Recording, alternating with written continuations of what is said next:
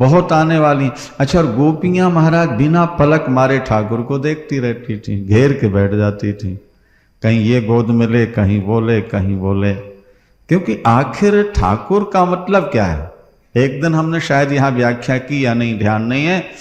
आनंद का ही नाम भगवान है और भगवान का ही नाम आनंद है। आनंद और भगवान ये दो चीज नहीं है।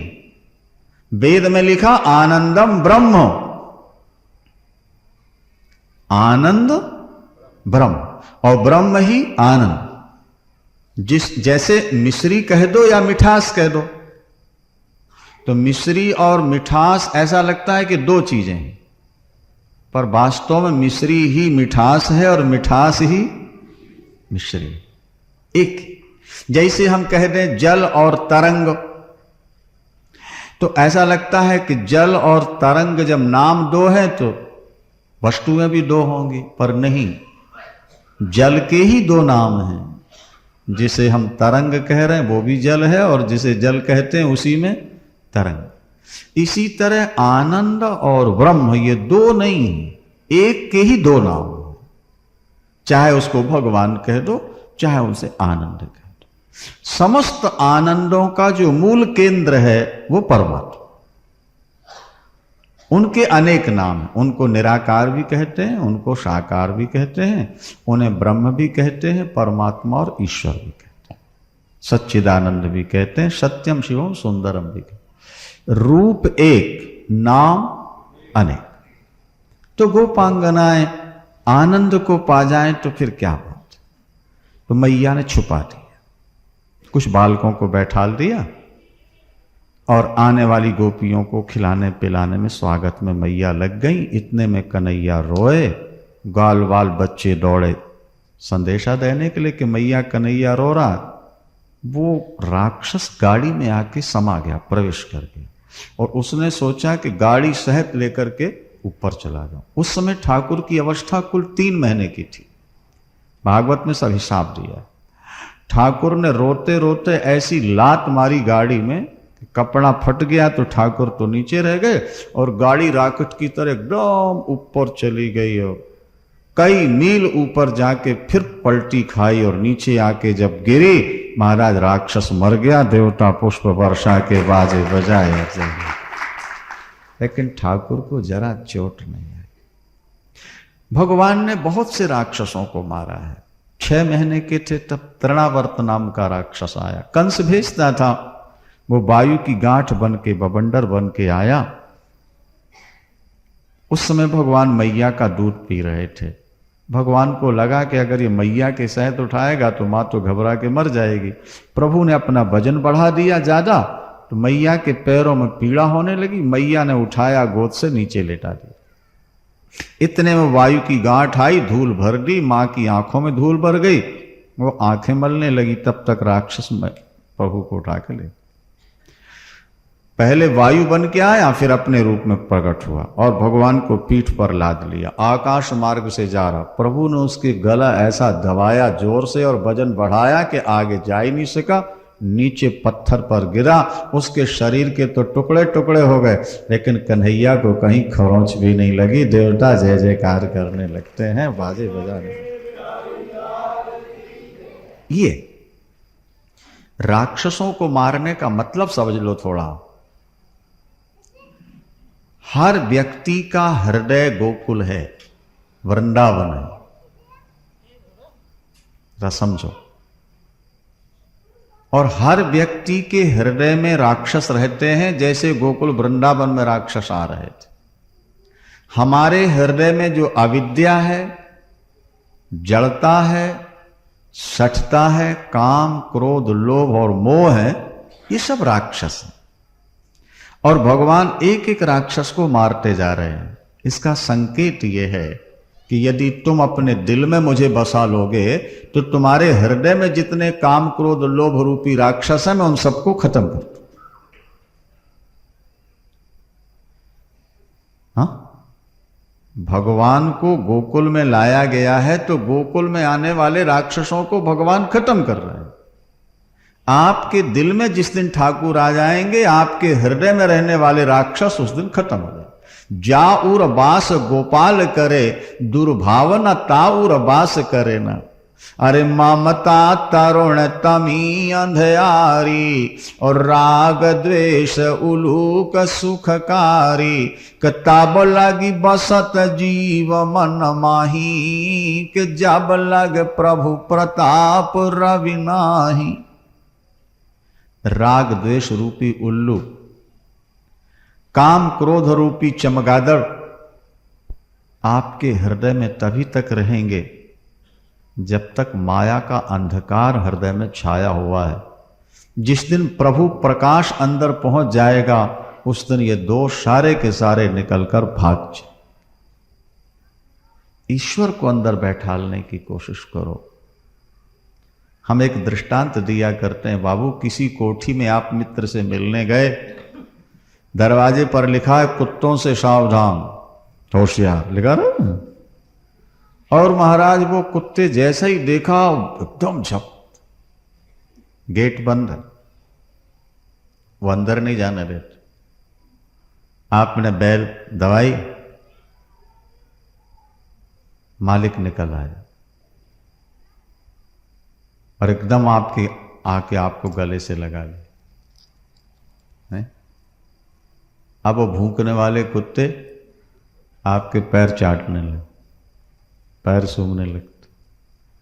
उन्होंने समझ लिया ये तो हमारे मालिक का कोई अपना है। नहीं समझे आप? जो खाने को दौड़ रहे थे वो पैर चाटने लगते।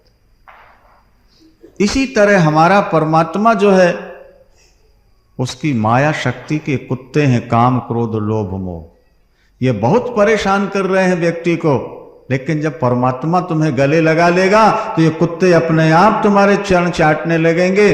तुम्हारे प्रति अब जो हमला करते हैं उसको छोड़ देंगे, तुम्हारे प्रति कृपावान दयावान बन जाएंगे, अपने बन जाएंगे। ईश्वर को जब आप हृदय में बसा लोगे तो दोष अपने आप निकल जाए। इसलिए ईश्वर को हृदय में बसाने की कोशिश करो। और उसका सबसे सशक्त माध्यम है भगवत कथा श्रवण करना। भागवत में ये शब्द अनेक बार आया है। अशेष संक्लेश समम विधत्ते गुणानुवाद श्रवणम मुरारे, कुता पुनस्तच्चरणारविंद पराग सेवा रतिरात्म लब्धा। अशेष संक्लेश समम विधत्ते गुणानुवाद श्रवणम मुरारे। जो भगवान की कथाएं सुनते रहते हैं उनके जीवन के सारे क्लेश दोष नष्ट हो जाते हैं। ईश्वर को जब आप हृदय में बसा लोगे तो दोष अपने आप निकल जाए। इसलिए ईश्वर को हृदय में बसाने की कोशिश करो। और उसका सबसे सशक्त माध्यम है भगवत कथा श्रवण करना। भागवत में ये शब्द अनेक बार आया है। अशेष संक्लेश समम विधत्ते गुणानुवाद श्रवणम मुरारे, कुता पुनस्तच्चरणारविंद पराग सेवा रतिरात्म लब्धा। अशेष संक्लेश समम विधत्ते गुणानुवाद श्रवणम मुरारे।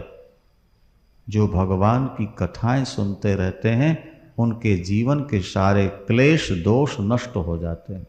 परमात्मा जब भी आपके हृदय में प्रवेश करेगा वो कानों के द्वारा ही प्रवेश करेगा। प्रविष्टः कर्णरंध्रेणो, ये भागवत में लिखा, प्रविष्टः कर्णरंध्रेणो श्वानाम भाव सरोरहम। भाई जब तक आप कानों से सुनोगे नहीं तब तक आपको पता ही कैसे लगेगा कि भगवान। आखिर ये जो मूर्तियां रखी हैं आप जिनको मत्था टेकते हो प्रणाम करते हो, किसी से कानों से सुना तो होगा ना कि ये भगवान हैं? नहीं कि बिना सुने पता लग गया। आप दुनिया की किसी भी वस्तु का तब तक पता नहीं लगेगा जब तक उसके बारे में कानों से सुनोगे।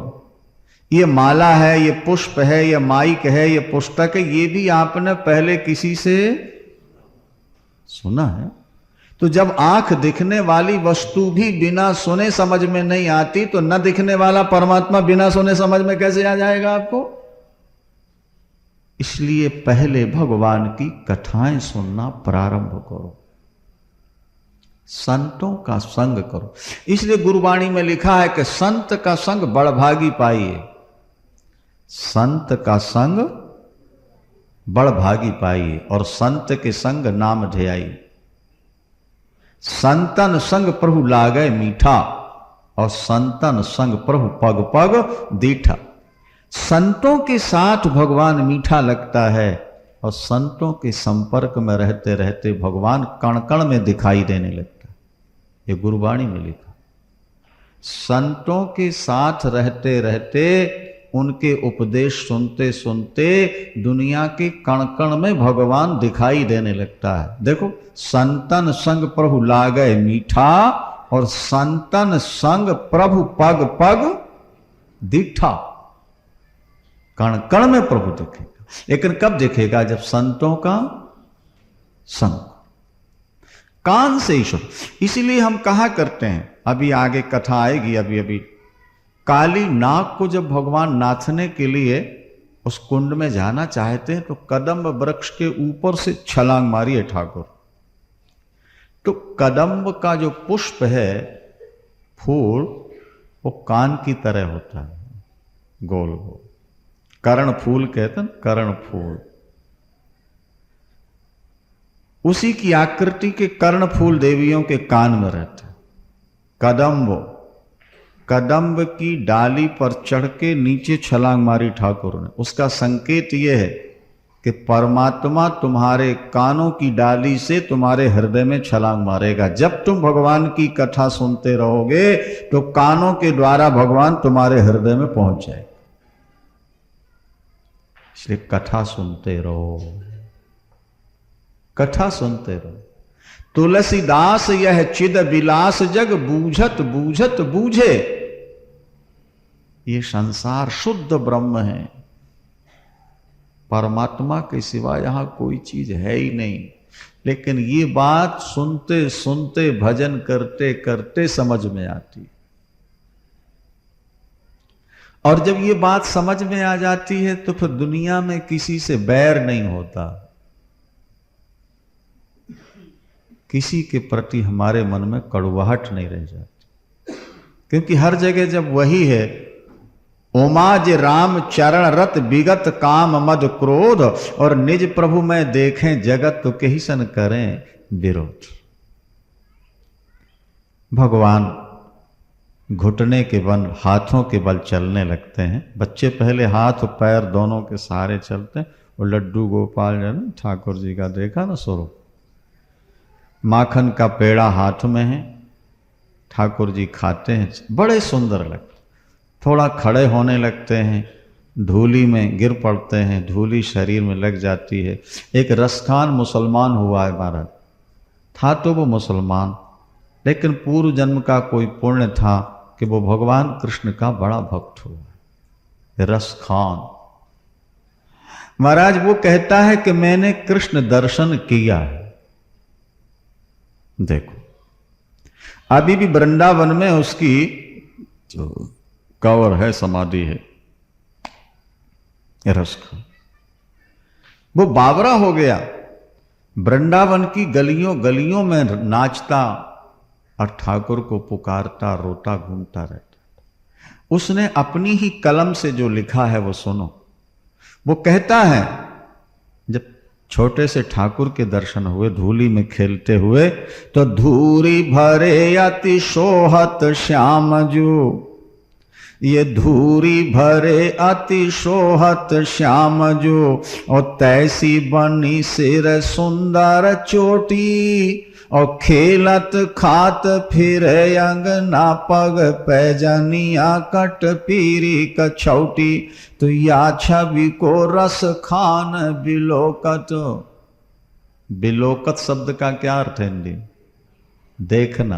या छवि को रस खान बिलोकत, भारत काम कला निधि कोटि। और काग को भाग कहाँ कही वो हरि हाथ सो ले गयो माखन रोटी।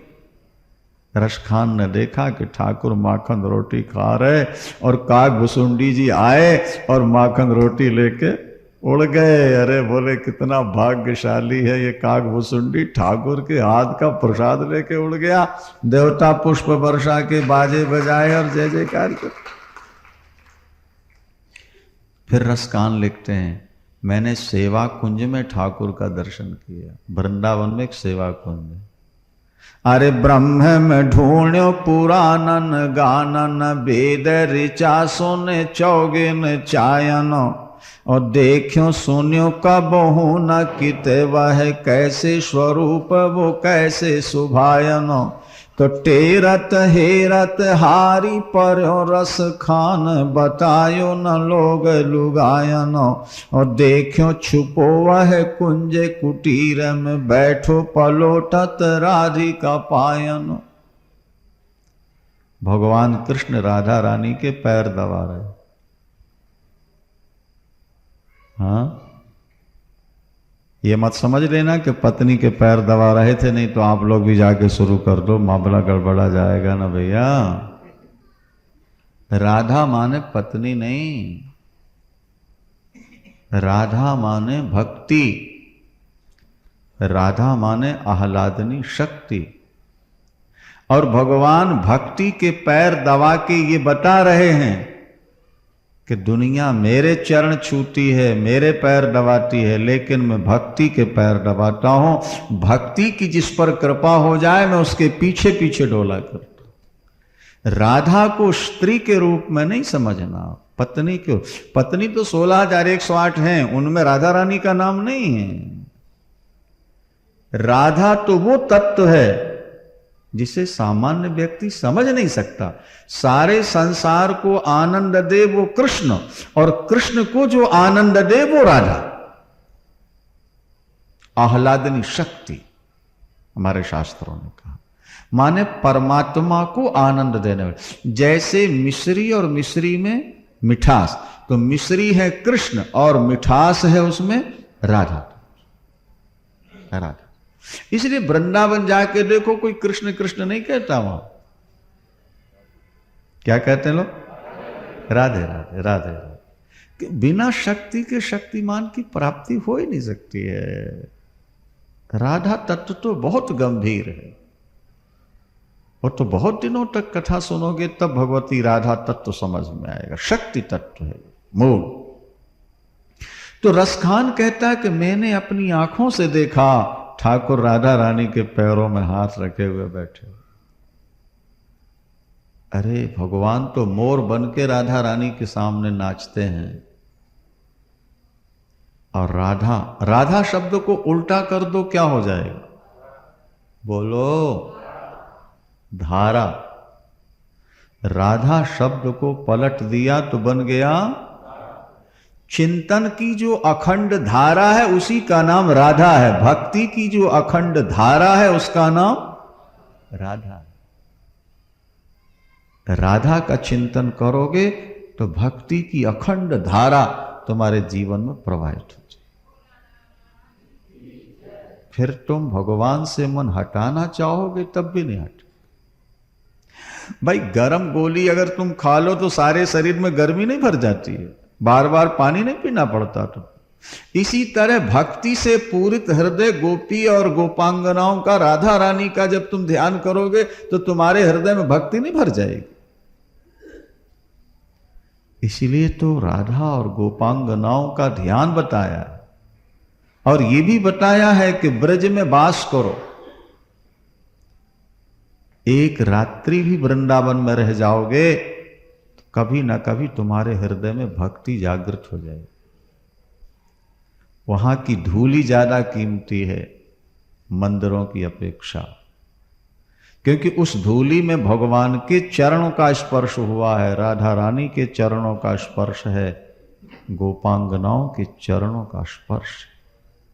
इसलिए जब उद्धव भगवान मथुरा जब चले गए हैं, आगे सुनोगे, और उद्धव जब आए और गोपियों से कहा कि कृष्ण का ध्यान छोड़ के निराकार ब्रह्म की उपासना करो, तो गोपियों ने कह दिया, अरे उद्धव अब दूसरे को अंदर रखने की जगह ही नहीं। श्याम तन, श्याम मन, श्याम ही हमारो धन, ऊधो हमें आठों याम, श्याम ही सुकाम है। श्याम गति, श्याम मति, श्याम ही हमारो पति, श्याम सो भलाई सुखदाई शोभा धाम है। श्याम हिये श्याम जिए, श्याम बिन नाहि जिए, अंधे की सी लाकड़ी आधार श्याम नाम है। ऊधो भय बौरे, पाती लेके आए दौरे, जोग कहाँ राखें यहाँ रोम रोम श्याम। क्या? कान भय प्राण में, प्राण भय कान में, हिय में न जान परे कान है कि प्राण है। लाली तेरे लाल की जित देखूं तित लाल, और लाली देखन मैं चली तो मैं भी हो गई लाल। ईश्वर का चिंतन करते करते जीव तद्रूप हो जाता है। जैसे नदी, नदी कब तक है? जब तक समुद्र से नहीं मिलती। जब समुद्र से मिल जाती है तो फिर वो नदी नहीं कहलाती, फिर वो सागर कहलाती है, समुद्र कहलाती है, अपना नाम रूप छोड़ देती। गंगा, गंगोत्री में गंगा, क्या उत्तरकाशी में गंगा, हरिद्वार में गंगा, प्रयाग में गंगा, काशी और पटना में गंगा। लेकिन जब सागर से जाके मिली तो गंगा सागर, सागर नाम और रूप दोनों खत्म। न नदी का रूप रह गया और न गंगा नाम रह गया, वो तो सागर। इसी तरह तुम जीव जीव जीव तब तक हो जब तक ईश्वर का दर्शन नहीं हुआ। जिस दिन ईश्वर से मिल जाओगे उस दिन ईश्वर ही बन जाओगे। बोलो वृंदावन श्री कृष्ण गोविंद हरे मुरारे, हे नाथ नारायण वासुदेवा। श्री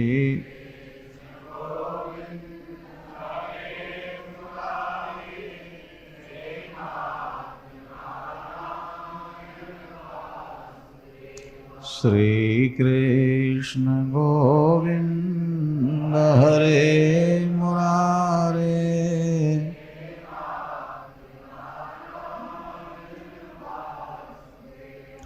हे नाथ नारायण वासुदेवा, हे नाथ नारायण, हे नाथ नारायण।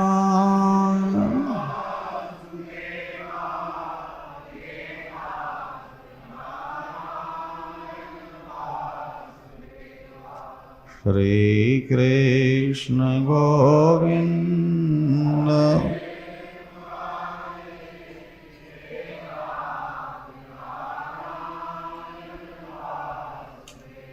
श्री कृष्ण गोविंद हरे मुरारे,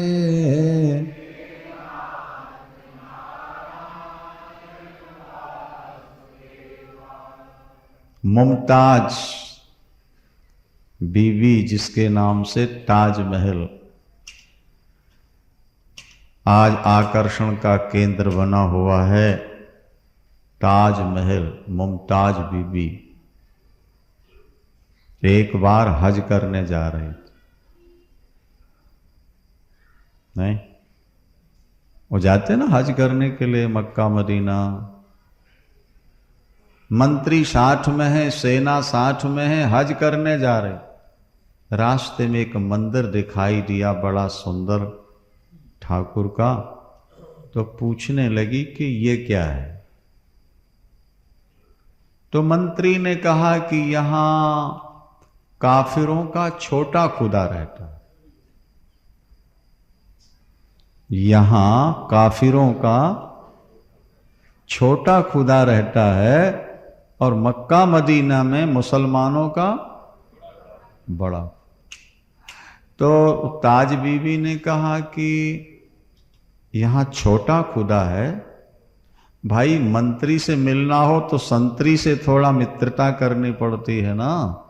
अगर बड़े खुदा का दर्शन करना है तो पहले छोटे का कर लेते हैं, फिर चलेंगे। मंत्री चाहता नहीं था कि मंदिर में जाया जाए, लेकिन अब रानी का आदेश कौन तोड़ेगा। जाना पड़ा और जैसे मंदिर खुला, पर्दा खुला, ठाकुर की कृपा है, कब किस पर हो जाए कुछ पता नहीं। न जाने कौन से गुण पर रीझ जाते हैं, कब किस पर कृपा कर दें। कहते हैं जैसे ताज बीबी ने भगवान कृष्ण का दर्शन किया, वहीं लोटपोट हो मंदिर, और मंत्रियों से कह दिया मेरी हज हो गई। अब अगर इससे कोई बड़ा देवता है, खुदा है, तो वो दूसरों के लिए है, मेरे लिए इससे बड़ा कोई देवता खुदा है ही नहीं। बात कर वापिस लौट गई। उसने नमाज पढ़ना छोड़ दिया, कलमा कुरान छोड़ दिए। अब वो घंटी बजाती है, देव और भगवान कृष्ण की मूर्ति रख के पूजा कर रही। वो अपनी कलम से लिखती है, जरा ध्यान देना बात पर। कौन? वो मुमताज अपनी कलम से लिखती है। सुनो दिल जानी, भगवान कृष्ण के लिए कहती है, सुनो दिल जानी माड़े दिल दी कहानी। माड़े दिल दी माने मेरे दिल की। सुनो दिल जानी माड़े दिल दी कहानी, तू अदस्त हूं बिकानी, बदनामी हूं सहूंगी मैं, देव पूजा ठानी, मैं नमाज हूं भुलानी, ताजे कलमा कुरान तांडे गुणन गहूंगी मैं, सांवला सलोना सिरताज कुल्लेदार, तेरे नेह दाग में निदाग हो दहूंगी मैं, नंद के फरचंद कुर्बान तेरी सूरत पर, तेरे नाल प्यारे हिंदवानी बन रहूंगी। अगर तू केवल हिंदुओं को मिलता है तो तुझे पाने के लिए मैं हिंदवानी बन जाऊंगी, और अगर तू जगत का परमात्मा है तो मुझ पर कृपा कर दे। अब भले मेरी बदनामी हो, पर मैं अब कलमा कुरान सब भूल गई, अब तो केवल तेरी पूजा ही याद रह गई, तेरा स्वरूप ही दिमाग में रहे। कहने का अभिप्राय यह है कि ठाकुर एक बार कृपा करते। देखो भाई, सीधी सी बात है, पाप कटेंगे, हृदय निर्मल हो। हृदय निर्मल हुआ और कोमल हुआ, और कोमल हृदय में जहां कथा सुनी, हृदय पिघलेगा, और पिघले हुए हृदय में परमात्मा का स्पष्ट आभास होने लगे। जैसे जमे हुए घी में अपना मुख नहीं दिखता, पर पिघल जाए तो प्रतिबिंब दिख जाता है। जमे हुए बर्फ में अपना मुंह नहीं दिखता, पर वो पिघल के पानी बन जाए तो प्रतिबिंब दिख जाता है। इसी तरह कठोर हृदय में परमात्मा नहीं दिखता, वो पाप धुल जाने के बाद हृदय थोड़ा सा पिघल जाए तो परमात्मा का दर्शन होने लगता है। सीधी सी भगवान की कथाएं सुनते रहो।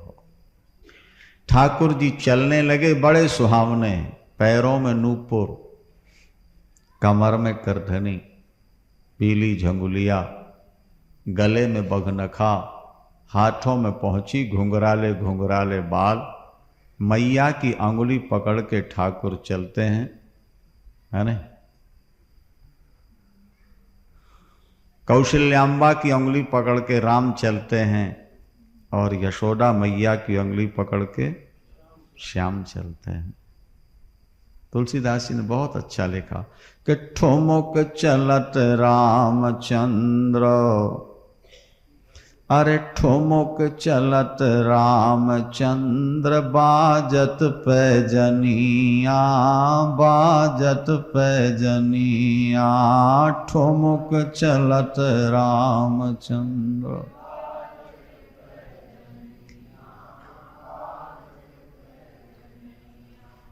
ठुमुक चलत रामचंद्र, ठुमुक चलत रामचंद्र, बाजत पैजनिया, बाजत पैजनिया, ठुमुक चलत।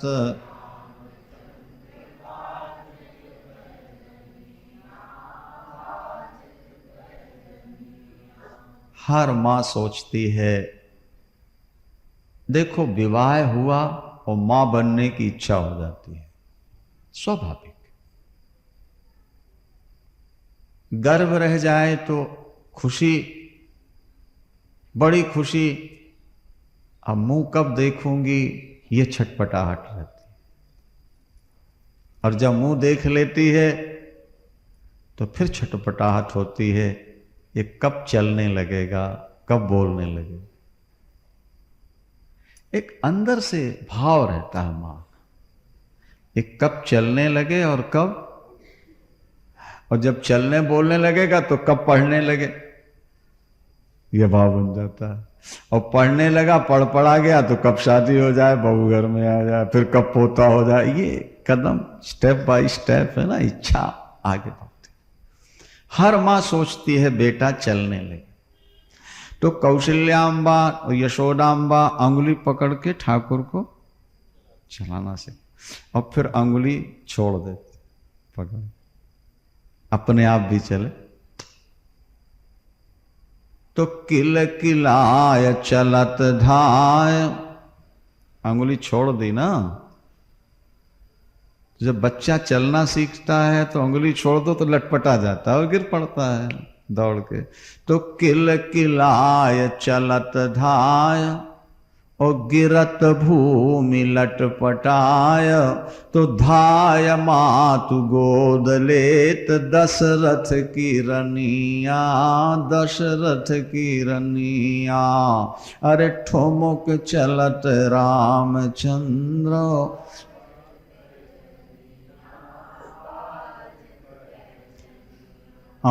ठुमुक चलत रामचंद्र, ठुमुक चलत रामचंद्र। बाजत पैजनिया, बाजत पैजनिया, ठुमुक चलत।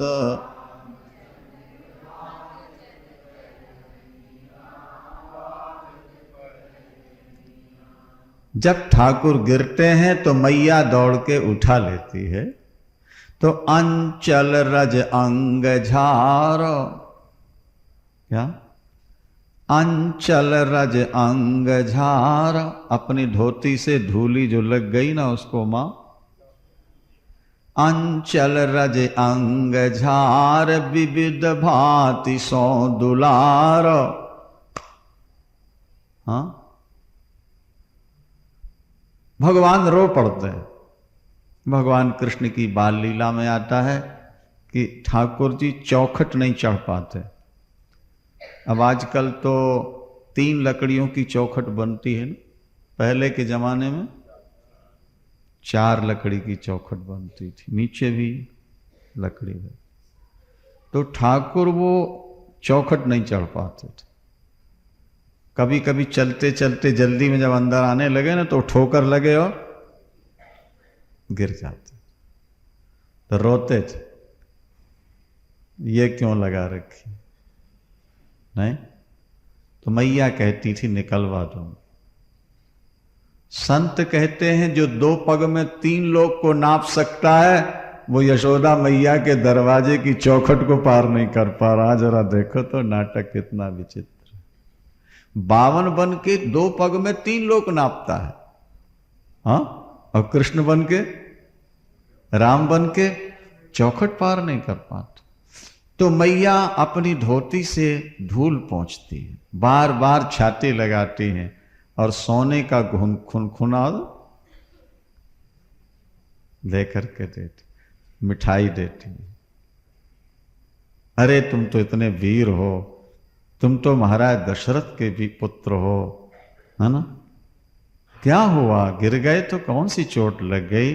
अच्छा, भगवान कहते हैं हमारा हाथ क्यों छोड़ दिया। अच्छा, अब हाथ नहीं छोड़ूंगी लाला, एक बार। भगवान कृष्ण ठीक वही लीला है। गोपी ग्वाल वाल भगवान की मधुर लीला देख देख कर आनंद लेते हैं। कभी दीवालों पर, मणियों की दीवालों पर जब अपना प्रतिबिंब दिखाई देता है तो भगवान उलझ जाते हैं, मैया इसको ला दे, ये बड़ा सुंदर है, अगर मैं छोरी होता तो इसके साथ ब्याह करा लेता। बोलो वृंदावन। अरे लाला ये तो तेरी परछाई है, तू ही तो इसमें दिख रहा है, मैया मैं इतना सुंदर कहाँ हूं, ये तो बड़ा सुंदर है। भागवत में लिखा है कि भगवान की सुंदरता दूसरों को आश्चर्य में डाल दे, मोहित कर दे, ये कोई आश्चर्य नहीं है। भागवतकार कहते हैं भगवान की सुंदरता भगवान को मोहित कर देती है अपने आप। सुंदरता की चरम सीमा। और इसीलिए शास्त्रों ने कहा, संतों ने कहा कि वो सुंदरता अगर एक बार दिख जाए तो दुनिया की सारी सुंदरता कचरा घर की तरह नजर आने लगेगी। कचरा घर, कचरा घर एक बार दिख जाए। सोई सुख लवलेश सपने जिन बारिक लेहो, ते नहीं गने खगेश ब्रह्म सुख ही सज्जन सुमति। अरे स्वप्न में भी जिसको वो आनंद मिल गया वो तो ब्रह्म सुख को भी छोड़ देता।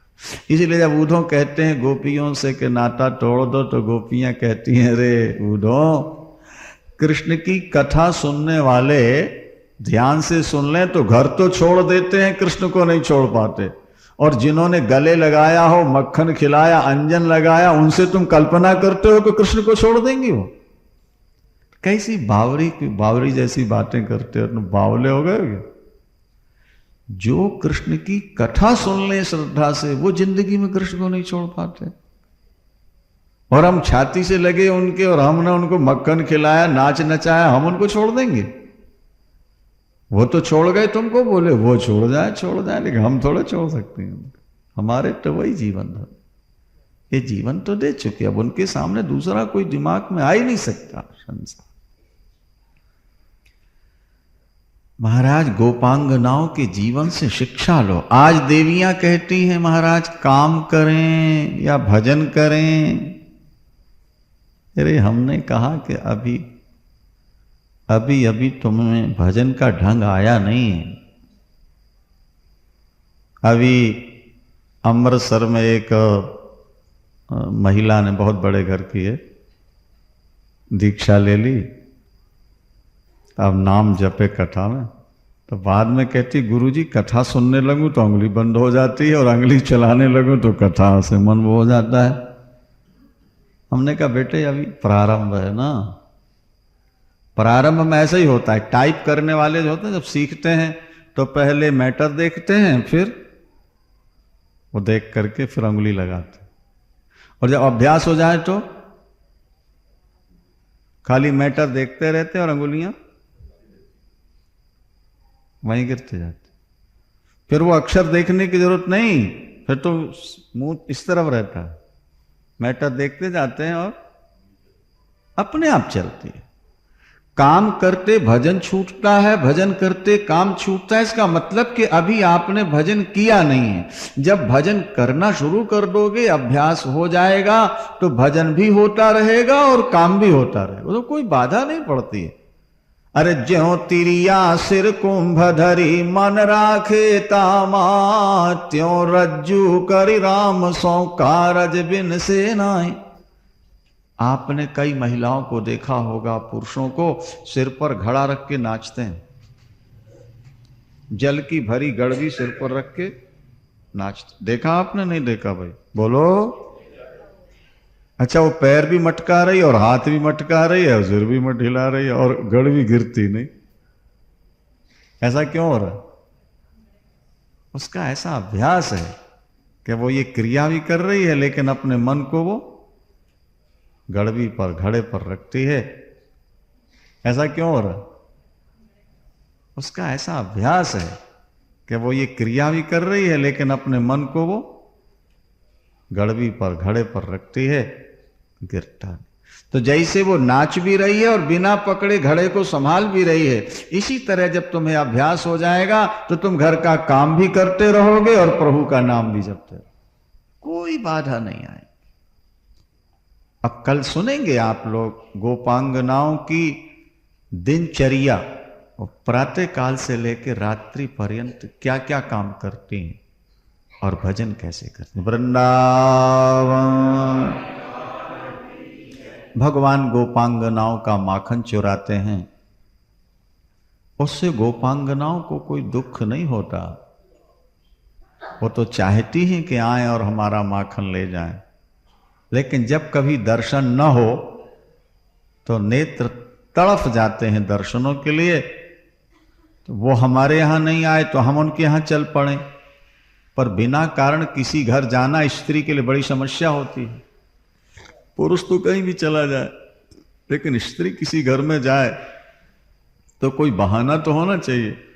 तो गोपियां आपस में विचार करती हैं, चलो लाला की माखन चोरी की कहानी सुनाएंगे, नहीं, और इसी बहाने ठाकुर का दर्शन करके आ जाए।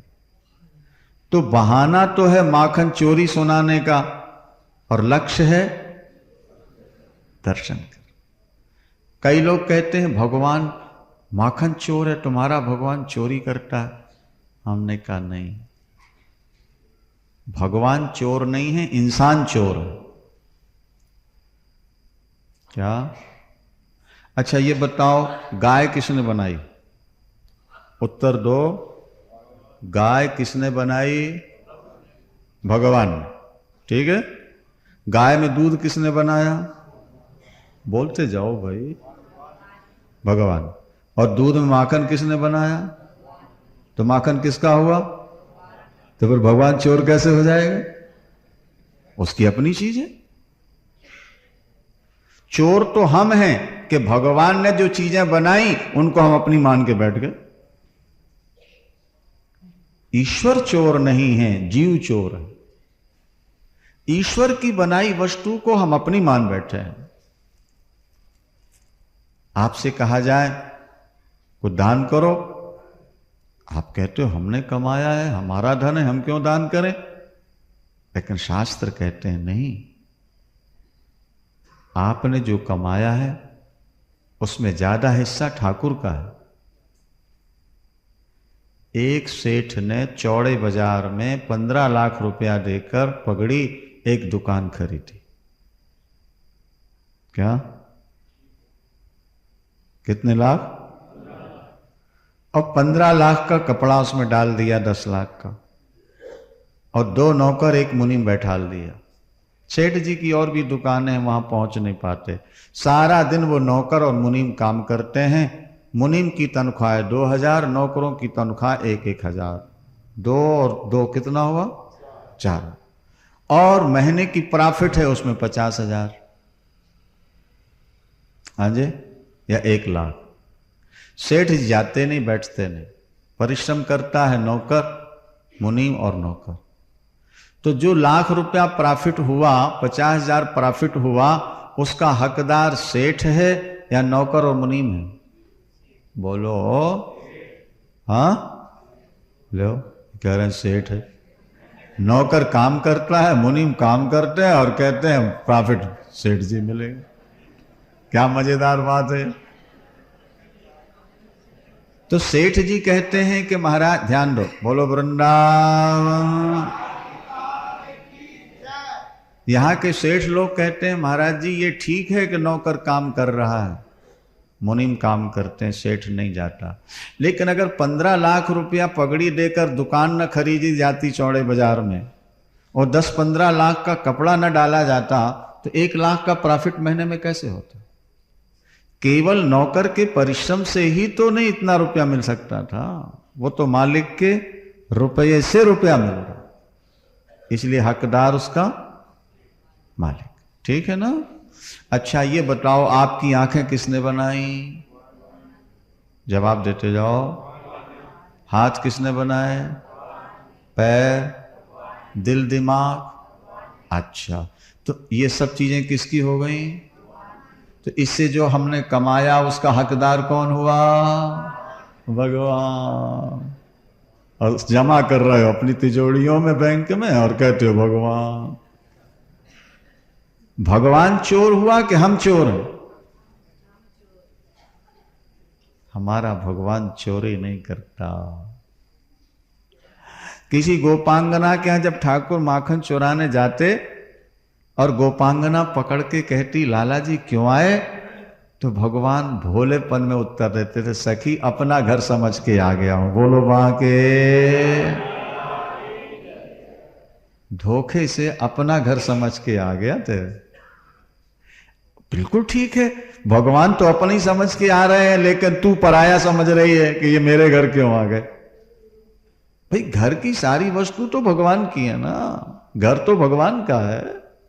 सकल भूमि गोपाल की है, तो सब कुछ ईश्वर का है। तो हम असल में भगवान तो सबको अपना मानता, लेकिन हम भगवान को अपना नहीं मानते, भगवान की वस्तु अपनी नहीं मानते। बस यही हमारी समस्या है। भगवान की वस्तु को अपनी हम मान लेते हैं, भगवान को अपना नहीं मानते। बेटा बाप की जायदाद का हकदार तो बन जाता है, लेकिन बाप की सेवा के लिए हकदार नहीं बनता। बेटा बाप से जायदाद तो ले लेता है, लेकिन बाप की सेवा नहीं करता, प्यार नहीं करता। यही हाल हमारा है कि हम परमात्मा से सुख संपत्ति तो लेते हैं, पर परमात्मा का भजन नहीं करते, उसका स्मरण नहीं करते। यही हमारी जिंदगी की सबसे बड़ी कमजोरी है, समझे। गोपांगना शिकायत करने आई, कन्हैया माखन चुराते हैं, तो यशोदा मैया ने कहा कि तुम अंधेले में रख दिया करो। गोपियों ने कहा मैया यही तो समस्या है, जहां ये खड़े हो जाए वहां अंधेला रह ही नहीं जाता, वहां उजेला हो जाता है। इनके शरीर से प्रकाश निकलता। छीके पर रख दिया करो, बोले ये सीढ़ी लगा लेते हैं। कहाँ मिलती है सीढ़ी, बोले ग्वाल वालों को झुका देते हैं, एक के ऊपर दूसरा तीसरा सीढ़ी बना के ऊपर चढ़ जाते हैं। खाएं तो खाएं और लुटा देते हैं। और मैया कहती क्यों रे तू माखन चुराने जाता है। अरे मैया मैं काहे को किसी की चोरी करूं, मैं तो सुबह से बछड़े चराने जाऊं, शाम को लौट के आऊं, छोटे छोटे मेरे हाथ, इनका कैसे। तो ये शिकायत करने तो आई है मैया, ये शिकायत करने नहीं आई, ये मुझको घूर घूर के देखने आई है। मेरे को ढीठ लगेगी, मैं मरूंगा, तू बिना बेटे की हो जाएगी। बोलो वृंदावन। मां के गले लग के रोने लगते, ये झूठी चोरी लगाते। और गोपियां खूब हंसती हैं ठाकुर का दर्शन करके। एक दिन भगवान ने मिट्टी खा ली, ग्वाल वालों ने शिकायत की, मैया कन्हैया ने मिट्टी खा ली। मैया को क्रोध आ गया। मैया ने कहा अरे चटोरे, अरे चंचल अजितेंद्री, तू माटी भी खाने लगा है। पता नहीं माटी खाने से पेट में कीड़े हो जाते हैं। छड़ी उठाई मैया, तूने माटी खाई है। भगवान झूठ बोल गए, ना हम भक्षितवानुम वो सर्वे मिथ्या विशंसिना। मैया मैंने मिट्टी नहीं खाई। फिर ये कह तो रहे हैं, बोले सब झूठ बोलते हैं। अगर तुझे विश्वास ना हो मेरा मुंह देख ले। भगवान ने बंदर घुड़की दी ना, जोर से बोल दो शायद सामने वाला विश्वास कर ले। जैसे बंदर एकदम दौड़ता है ना। मैया ने कहा अच्छा दिखा मुंह अपना, तो भगवान डर गए कि मिट्टी तो मुंह में है ही है, खाई थी। और छड़ी जब देगी तो डरे, आंखें बंद कर ली कि जैसे मुंह खोलूंगा वैसे पीठ में लगेगी जोर से मारा। तो बस भगवान ने मुंह तो खोल दिया, लेकिन छड़ी नहीं पड़ी पीठ पर। क्यों? जब मुंह खोला तो भगवान की महाशक्ति ने मुंह के अंदर सारा ब्रह्मांड दिखा दिया। सूर्य, चांद, पृथ्वी, गंगा, यमुना, समुद्र, हिमालय, और तो और गोकुल भी अंदर ही दिख रहा, यशोदा भी अंदर बैठी हुई है भगवान के मुख में। अब तो मां घबरा गई, किम स्वप्नो, मैं कोई सपना तो नहीं देख रही। ए तदुत देव माया, ये किसी देवता की माया तो नहीं। किम्वा मदीयो बत बुद्धि मोहा, मेरी बुद्धि में कोई विकार तो नहीं आ गया। अरे कहीं मेरा लाला भगवान तो नहीं है। बस भगवान ने मुंह बंद कर लिया। मेरी मैया मुझको भगवान न समझे तो अच्छा है, भगवान समझ लेगी तो फिर हाथ जोड़ने लगेगी, अभी तो उखल से बांधना है। बोलो वृंदावन। भगवान न समझे मेरी मां, मैं तो मां की डांट खाने आया हूं, इशारे से नाचने आया हूं। अरे मैया कहती कन्हैया मक्खन खा ले, ताजा ताजा निकाला है, दूध पी ले, अभी ताजा निकाला पद्मगंधा का। भगवान कहते मैया भूख नहीं है। अरे थोड़ा सा तो खा ले, जरा सा मोला, नहीं माँ भूख। और जैसे घर से महल से बाहर निकले कोई गोपी दिखी मक्खन लिए जा रही, एक सखी नेक्सा मक्खन खिला दे, भूख लग रही है। ये तो मैया कहती है, बोले भूख नहीं है, गोपी बोले भूख नहीं मक्खन। मैया कहती नाच दिखाओ तो मक्खन खिलाएंगे। भगवान कमर पर हाथ रख के ताथा ठे ठे करके नाचने लगते हैं, देवता पुष्प वर्षा के बाजे बजा दे देता है। छाछ पीने के लिए मांगते हैं गोपी। और 9 लाख गाय थी नंद बाबा की, सारे हरियाणा पंजाब में चरती थी। माखन की चोरी छोड़ श्याम रे, मैं समझाऊं तो 9 लाख धेनु नंद बाबा के, हंसी हमारी होए। लेकिन अरे बाबा ये भी लिखा है कि जब भगवान गोपियों से मक्खन मांगते तो गोपियां कहती थी हमारे गोबर के टोकरे उठवाओगे, जितने टोकरे उठाओ उतनी गोलियां खिलाएंगे माखन। तो भगवान गोबर उठवाते रहे माखन। अच्छा गोपियां कहती नाचो तो नाचते। मानो भगवान ने ये बताया कि जो मुझसे प्यार करते हैं अपना जीवन मुझे दे देते हैं, मैं उनके इशारे पर नाचा करता हूं, उनका अपना बन जाता हूं।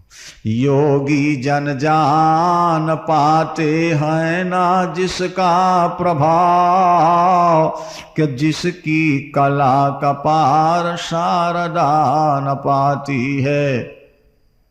नारदादि ब्रह्मवादियों ने भी न पाया अंत, तो श्रुतियां भी नेति नेति कह कर हार जाती हैं। शंकर समाधि में सदा ही ढूंढते हैं जिनको, कि दिव्य शक्तियां नित्य गुण गण गाती हैं। नाना रूपधारी कृष्ण मोहन मुरारी, उस विश्व के मदारी को गोपियां नचाती। विश्व के मदारी को,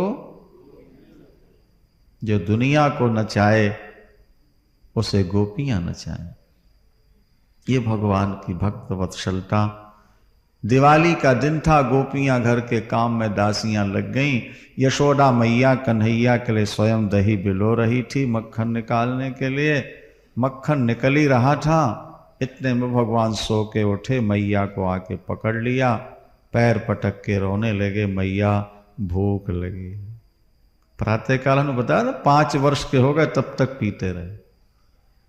मैया भूख लगी है, वो मथानी पकड़ ली। मैया ने कहा लाला थोड़ा ठहर जा बेटा, मक्खन निकाल लो फिर पिला दो। अब तो तू बड़ा हो गया, गाय का दूध पिला। मैया दूध पिला दे, तेरा दूध पिए बिना माँ पेट नहीं भरता। मां का हृदय पिघल गया। देखो देवियों, अब जो पैदा कर चुकी उनकी बात तो अलग है। डॉक्टर भी कहते हैं कि मां को अपना दूध पिलाना चाहिए। आजकल पैदा हुआ और बोतल लगा देते, नहीं, बोतल के दूध में वो ममता कहां मिलेगी, वो मां वाले गुण कहां से आएंगे। माता के हृदय में जो ममता, दया और करुणा है, भक्ति और ज्ञान है, वो उस बोतल के दूध में कहां से आएगा ये बताओ। एक महात्मा के पास एक माताजी पहुंची और बोली स्वामी जी हमारा बेटा बोतल पीता है। नहीं तो बोले मां ये बताओ कि तुमने अपना दूध पिलाया था कि बोतल का। बोले बोतल का। तो बोले सिखाया तो तुम ही ने बोतल पीना उसको। बोलो वृंदावन। अरे तुम वो बोतल पिलाती रही, बड़ा होकर दूसरी बोतल पीने लगा। तुम पहले ही अपना पिलाती तो उसको बोतल पीने की आदत ना पड़ती। अब काम तो तुम्ही ने गलत किया है। देखो परमात्मा ने तुम्हारे अंदर दूध इसलिए बनाया है। पहले क्यों नहीं बनता दूध बच्चा होने से पहले, और बच्चा बड़ा होते क्यों सूख जाता है। इसका मतलब है कि परमात्मा चाहते हैं कि माँ अपना दूध पिलाए, अपने परमाणु उसके अंदर प्रवेश करें, अपना ज्ञान प्रवेश करे। तो आजकल की देवियां तो महाराज अब नए युग में बह चुकी हैं। बस वो सिनेमा को अपना मंदिर मानती हैं, एक्टरों को भगवान मानती हैं, वो जैसा करते कराते वही देख के वजह चलती रहती। ये बड़ा गड़बड़ हो गया। देखो, थोड़ा अपने आप को संभालो, अपनी प्राचीन संस्कृति को देखो, अपनी प्राचीन परंपराओं को देखो, उसमें बड़ा रहस्य था। अपना दूध पिलाओ, शुद्ध गाय का दूध पिलाओ। एक बेटे को तुम भैंस का दूध पिलाओ बोतल का, और एक बेटे को तुम अपना दूध पिलाओ और शुद्ध गाय का दूध पिलाओ। देखो दोनों की बुद्धि में फिर क्या अंतर होता, करके देख लो। जिसको मां अपना दूध पिलाएगी, शुद्ध गाय का दूध पिलाए, उसका निर्मल दिमाग होता, शुद्ध। बोलो वृंदावन। छोटे नहीं है भगवान, बड़े हो गए ना। मैया ने मंथन बंद कर दिया, गोद में लेके बैठ गई और भगवान दूध पीने लगे। बीच बीच में छोड़ करके माँ को देख के हंसने लगते हैं, कपड़े में मुंह छुपाने लगते हैं, और माँ भगवान का मुंह चूम लेती हैं, सिर पर हाथ फेरती हैं। देवता पुष्प बरसाकर बाजे बजाकर जय जयकार कर। कितनी भाग्यशालिनी है यशोदा मैया, कन्हैया को गोद में लेकर दूध पिला। एक बात ध्यान देना, दूध पिला रही हैं, आनंद में डूबी हैं, इतने में भगवान से नजर हटी और घर के काम पर पड़ी। आप कथा सुन रहे, बड़ा आनंद आ रहा, लेकिन अभी रोटी बनानी है, अगर दिमाग में आ जाए ना तो सारी कथा बेकार हो जाएगी। ये समझ। अच्छा, ये व्यक्ति बड़ा स्वार्थी है, ये सोचता है बेकार का टाइम तो हम सत्संग में दे सकते हैं, पर दुकान बंद करके 1 घंटे हम कथा नहीं सुन सकते, क्योंकि इस व्यक्ति को भगवान से ज्यादा अपने हाथों पर विश्वास, भगवान की कृपा से ज्यादा अपने कर्म पर विश्वास। लेकिन ये गलत है, ये ध्यान रखना।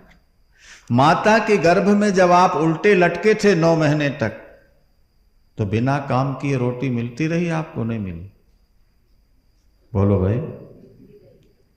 और पैदा होते ही मां के दूध पैदा हो गया कि नहीं? अरे जब दांत नहीं तब दूध दियो, और जब दांत हो जाते हैं बच्चे के तो दूध सूख जाता है। अब रोटी खा के हजम कर लेगा, जब रोटी चबा नहीं सकता तो लिक्विड पदार्थ परमात्मा ने मां के हृदय में भरते। जब दांत नहीं तब दूध दियो, अब दांत दियो कहा अन्न न दई है। जो जान को देत अजान को देत, जहान को देत सो तू को ही दई है। ओ काहे को सोच करे मन मूरख, सोच कि ये कछु हाथ नहीं। काहे को सोचता?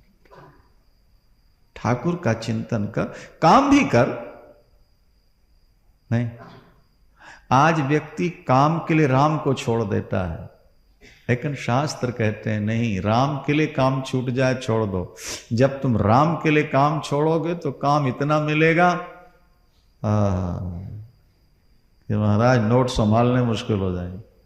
सीमेंट की बोरियों में नोट भर भर के नहीं, गुजल खाने के कचरा घर में छुपा देते हैं। बोलो बाके, कहां छुपाएं इनको? बड़ा मुश्किल। जब आएंगे तो बहुत आए, आते तभी है जब उसकी कृपा होती है। परिश्रम से धन नहीं मिलता। भीमसेन कितना बलवान है, देखा था? चारों भाइयों को और मां को उठा के चलता था जंगल में, ऐसा महाभारत में लिखा है। चारों भाई और 5। लेकिन आगे सीरियल में देखना 1 साल तक रोटियां सेकता रहा। कौन? हाँ, जो पुरुषार्थ से कहूं संपत्ति मिलत रहीम, तो पेट लाग बैराट घत तपत रसोई भी। 1 साल तक रोटी सेकता। परिश्रम से धन नहीं मिलता, धन हमेशा ठाकुर की कृपा से मिलता है, धर्म से मिलता है। इस बात को बुद्धि में बैठा लो अच्छी तरह बाबा। देखो यशोदा मैया से जरा सी गलती हो गई, सुन लो जरा। कन्हैया को गोद में लेकर दूध पिला रही थी, कन्हैया को देख रही है, मुस्कुरा रही है, लाड़ प्यार कर रही। वो जरा सी दृष्टि वहां से हटी, सामने पड़ी, देखा दूध उफन रहा, अंगीठी में रखा। मैया ने सोचा दूध बेकार न चला जाए, कन्हैया को उठा करके नीचे बैठा और दौड़ गई, फट से उठा। और मैया दूध बचाने दौड़ के गई और कन्हैया के ओठ फड़कने लगे, क्रोध। पूत से दूध ज्यादा प्यारा है, परमात्मा से संपत्ति ज्यादा प्रिय है। ईश्वर को फेंक दिया और काम के लिए दौड़ गई तुम। मैया, भगवान ने सोचा मैया 1 मटकी दूध बचाने गई है, इसका 2 मटकी मक्खन माटी में मिला देना है। बोलो वृंदावन। जिसका संकेत ये है कि ईश्वर को छोड़ के तुम जितना बना पाओगे उससे दुगना तुम्हारा खत्म होता है, तुम्हारे घर की पूर्ति नहीं होगी कभी। जो ईश्वर से विमुख रहते हैं बुढ़ापे तक घर से छुट्टी नहीं मिलती उनको, और जो भजन करके काम करते हैं तीसरापन आते आते बेटे घर का काम संभाल लेंगे, जाओ पिताजी अब भजन करो। पिता नालायक हो खुद न करे अलग बात है, और नहीं तो उसके बेटे समर्थ हो जाएंगे और कहेंगे जाओ पिताजी अब आप भजन करो। जो धर्म से चलेगा, भजन करेगा, वो तीसरापन आते आते घर से चौथेपन में तो कोई काम रहेगा नहीं उसका। और जो ईश्वर से विमुख रह के काम करेगा, मरते मरते घर से छुट्टी नहीं मिलेगी। ये समझ। उठाने गए मैया, दूध बचाने गई, कन्हैया ने पत्थर या वो मथानी पटक दी, वो मटकी में जो भरा मक्खन था वो वहां से भाग के कमरे के अंदर गए। छींके पर एक मटकी टंगी हुई थी मक्खन की, उखल नीचे रखा, खड़े हो गए। हनुमान जी को बुलाया, बोलो पवन सुत हनुमान की। अरे भैया त्रेता में यार कंदमूल फल खाते रहे, जरा द्वापर में मक्खन भी तो खा जाओ हमारे हाथ से। हनुमान जी बंदरों को लेके फट से आ गए। मरकान भोक्ष्यन भागवत में लिखा, स्वयं खा रहे और बंदरों को। तब तक मैया दौड़ी दौड़ी आई, देखा 1 मटकी मक्खन गायब। छड़ी उठाया मैया ने, उसी ने खराब किया। अब मैया भगवान थोड़ा मानती है, मां तो अपना बेटा समझती है ना। छड़ी उठाई और देखा तो 1 मटकी तो ये बेकार गया, और दूसरी मटकी हाथ में लिए बैठा है, खा रहा बंदरों के लिए। अच्छा ये मटकी माटी की थी, पर थी बहुत पुरानी, दरिया सास के हाथ की। तो पुरानी चीजें में ममता बहुत होती है, तो मैया ने आवाज लगाई, अरे ये मेरे ददिया सास के हाथ की मटकी है, इसको नहीं तोड़ना, नहीं तो बहुत मारूंगी। और भगवान ने ऐसी पटकी के वो चूर चूर हो गई महाराज। हाँ, इसका लक्ष्य ये है कि भगवान सोचते हैं कि देखो लोग मुझे भी पाना चाहते हैं और ममता की मटकी को संभालना भी चाहते हैं। ये ममता की मटकी जब तक फूटेगी नहीं तब तक ईश्वर अपना कैसे बने। और पटक के और भाग, और मैया पीछे पीछे छड़ी लेकर दौड़ी। नहीं, और दौड़ते दौड़ते देखो भगवान भागेगा तो कोई पकड़ नहीं सकता, क्योंकि उसके पैर तो बहुत लंबे हैं, 2 पग में 3 लोग नाप लेता है, 52 रूप। लेकिन मैया जब पीछे दौड़ी, अच्छा ज्यादा तेज नहीं दौड़ पाती थी, क्योंकि मैया का शरीर थोड़ा सा भारी था, कटी भाग थोड़ा स्थूल था भागवत में। पर प्रभु ने ये सोचा कि जो मेरे पीछे दौड़े उसके पकड़ में तो आना चाहिए, पकड़ में नहीं आऊं तो मेरे भक्त निराश हो जाएंगे। तो थोड़ा धीरे धीरे दौड़े और मैया ने दौड़ के हाथ पकड़ लिया।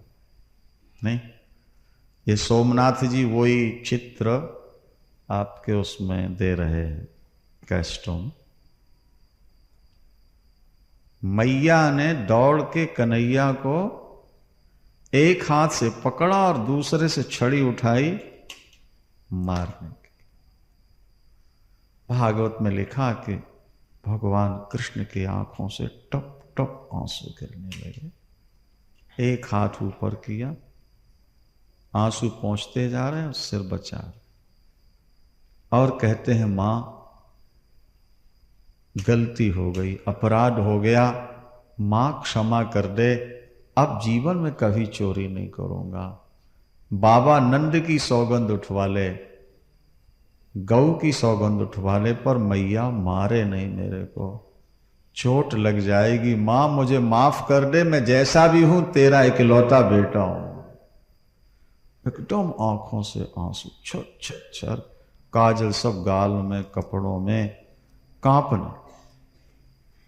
संत कहते हैं जिसकी भ्रगुटी टेढ़ी होने से काल डर जाता है, भय भी भयभीत हो जाता है, आज वो मैया की पतली छड़ी से डर कर रो रहा। जो हिरण्यकश्यपु हिरण्याक्ष की गदा से न डरा, जो रावण के बाणों से न डरा, नहीं, जो कंस की शक्ति से न डरा, वो भगवान आज पतली छड़ी से। ये दुनिया को भगवान ने बताया है कि मैं भक्तों के वश में हूं, भक्तों के सामने मेरी शक्ति गायब हो जाती। मां मां कह के जब चीखने लगे मैया मारे नहीं मारे नहीं, तो मां का माखन जैसा कोमल हृदय पिघल गया। एक ही एक तो है,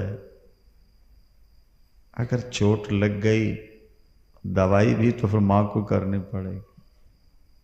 छड़ी तो गिर गई, पकड़ के रस्सी उठाई, बांध दूं खल से, थोड़ी देर खाने पीने को नहीं दूंगी तो ये डर जाएगा, फिर चोरी नहीं करेगा। जिनका नाम लेके बड़े बड़े पापी संत बन गए, वो मैया अपने भगवान की चोरी छुड़ाने के लिए गणेश जी का पूजन करती थी। गणेश चौथ नहीं हो व्रत, तो गणेश चौथ का व्रत करती हैं यशोदा जी, और 1000 बेसन के लड्डू बना के गणेश जी को भोग लगाती हैं। और मांगती क्या है बोलो, पता है? हे गणेश भगवान, इसकी चोरी छुड़ा दे, इसकी गंदी आदतें छुड़ा दे, हम तुझे प्रणाम। एक बार तो यशोदा जी ने भगवान के दोनों हाथ बांध दिए पीछे, और 1000 लड्डू बना के गणेश चौथ को गणेश जी के सामने रखा, और गणेश भगवान इसकी चोरी छुड़ा देना। और गणेश जी ने क्या किया, अपनी सूंड से लड्डू उठा के भगवान के मुंह में दे दिए। आंख बंद करके यशोदा बुलवा रही थी ना लाला से, बोल गणेश भगवान, मैया ने चौथ का व्रत किया, 1000 लड्डू हम चढ़ा रहे हैं, हमारी आदत सुधार दो, हमारी बुद्धि ठीक कर दो। बोलते बोलते चुप हो गए, क्योंकि बीच ही में गणेश जी ने मुंह में लड्डू डाल दिया। तो मैया ने सोचा बोलते बोलते चुप क्यों हो गया, आंख खोल के देखा तो लड्डू खा रहा है। तो मैया समझ गई यहां भी चोरी कर ले, सारे लड्डू झूठे कर दिए। एक थप्पड़ लगाया गाल में, सारे लड्डू झूठे कर दिए तूने। तो भगवान के टप टप आंसू गिरन, जल्दी लड्डू तो गुटक गए, और बोले मैया मैंने लड्डू नहीं, जो मेरे तो हाथ बने। तो लड्डू कैसे तेरे मुंह में आ गया? पे झुक करके तूने मुंह से पकड़ लिया होगा ना। मां, गणेश भगवान ने सूंड से उठा के मेरे मुंह। झूठ बोलता है, देवता कहीं देते हैं? बोले मैया तेरी सौगंध खाऊं, गणेश जी ने दी। अच्छा, बोले मेरे सामने खिलाए, गणेश तो मानो। तब फिर गणेश भगवान कहने लगे, भगवान कृष्ण ने कहा, हे गणेश भगवान, अगर मार से बचवाना है मेरे को तो एक लड्डू और दे दो, तो नहीं तो मैया बहुत मारेगी। और गणेश जी की फिर सूंड उठी थी, मूर्ति लड्डू उठा के और भगवान के मुंह में दे दिया, देवता पुष्प बरसाने लगे, हमारे जगह